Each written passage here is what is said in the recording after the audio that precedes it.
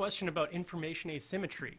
Now, certainly the information is out there, and you've said that we should assume that the customer has more information than you, but don't people only do a basic level of research? So should we still treat them like they have more information than we do?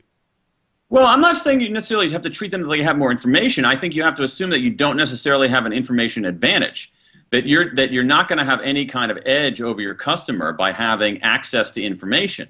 And so everything that comes out of your mouth, every claim you make can be verified pretty quickly.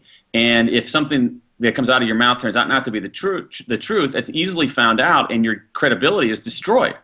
And so, typically typically people come in awash in information, unable to sort it out, and that's where you can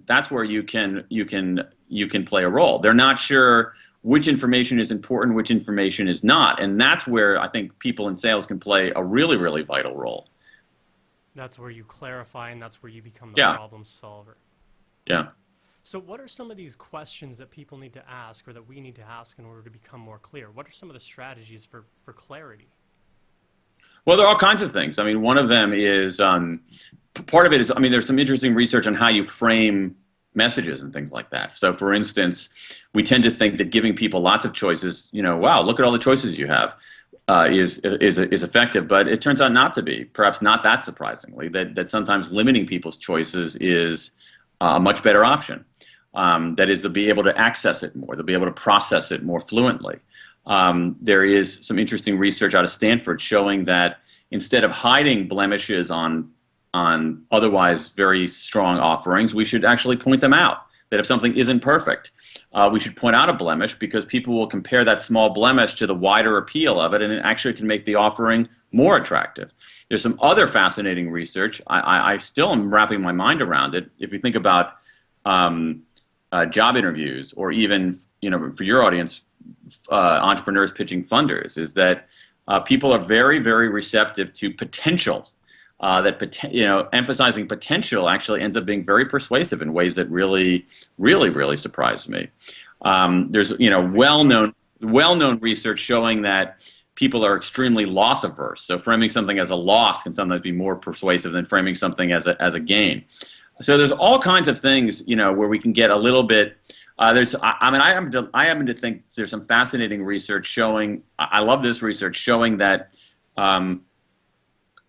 course numbers are are perceived as more accurate than general numbers. So there's an interesting research where they said the battery life of this battery on this device is going to last. They had two conditions. The battery life on this product is going to last 2 hours. How long do you think it'll really last? And then the other group, they said the battery life on this product is 120 minutes. How long do you think it's going to really last?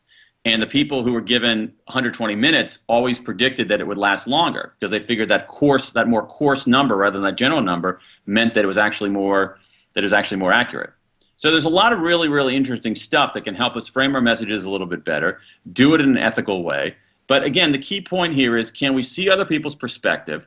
Can we make this murky situation clearer? And can we, in some sense, obviously leave them better off than before the encounter? Alright, I hope you enjoyed this video, and be sure to like, share, and comment below.